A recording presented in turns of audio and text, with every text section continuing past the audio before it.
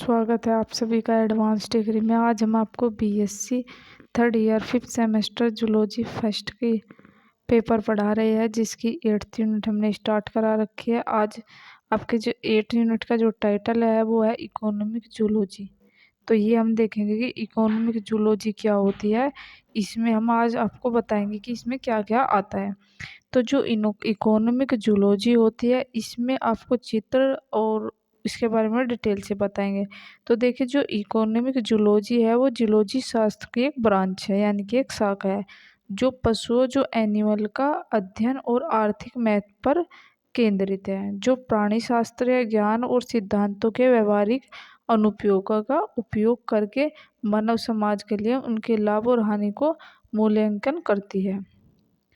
सरल शब्दों में कहे तो यह बात का अध्ययन है कि जानवर मनुष्य के लिए आर्थिक रूप से कैसे उपयोगी या हानिकारक है। इतनी स्टडी करते हैं। अब इनकी इम्पोर्टेंस देख लेते हैं। इम्पोर्टेंस में आर्थिक प्राणी का मानव जीवन में बहुत महत्व है, क्योंकि हमें समझने में मदद करता है कि विभिन्न जानवर हमारे जीवन को कैसे प्रभावित करता है, चाहे वो भोजन हो, कपड़े हो, दवा हो या अन्य उत्पादों के माध्यम से हो। साथ ही उन जानवरों का भी अध्ययन करता है जो फसलों को नुकसान पहुंचाते हैं, बीमारियां फैलाते हैं या अन्य हानियां पहुंचाते हैं। तो देखिए, दूसरे जो प्रोसेस है ये आपको डायग्राम दिखाया है, ये भी इकोनॉमिक जूलॉजी में आता है।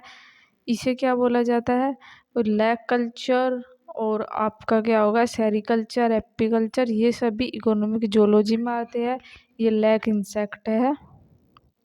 तो कुछ प्रमुख अनुप्रयोग है, जैसे पशुधन, जैसे लिवस्टॉक, दूध, मांस, अंडे, ऊन आदि के उत्पादन के लिए पशुओं का पालन पोषण। इसमें गाय, भैंस, भेड़, बकरी आदि आते हैं।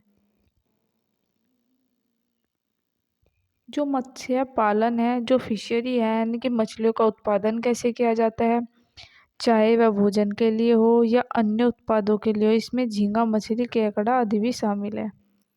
तो देखिए, ये सब इकोनॉमिक जूलॉजी में आता है। Fishery, live stock, sericulture, apiculture, lock culture. तो जो सेरिकल्चर है, रेशम के उत्पादन के लिए रेशम के कीटों का पालन किया जाता है। जो एपीकल्चर है, शहद, मोम और शाही जेली के उत्पादन के लिए मधुमक्खियों का पालन किया जाता है।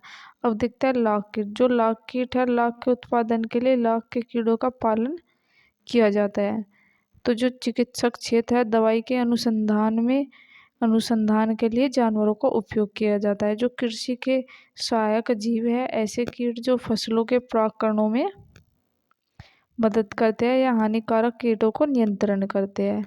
जो कीट नियंत्रण फसलों और मानव स्वास्थ्य को नुकसान पहुंचाने वाले कीट का अध्ययन करते हैं इकोनॉमिक जूलॉजी में।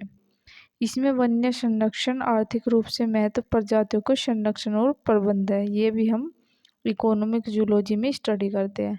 जो संक्षेप में आर्थिक प्राणीशास्त्र मानव और पशुओं के बीच जो जटिल संबंधों को समझने, उन्हें मानव कल्याण के लिए बेहतर ढंग से प्रभावित करने में मदद करता है।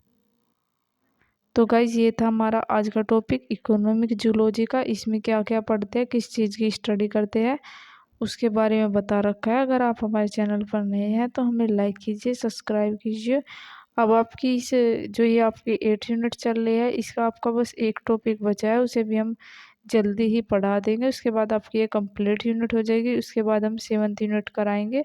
हमने पहले ही फर्स्ट और सेकंड करा दिया है, यानी कि आपका आधा सिलेबस कंप्लीट हो जाएगा। तो थैंक यू गाइज, मिलते हैं किसी नए टॉपिक के साथ में।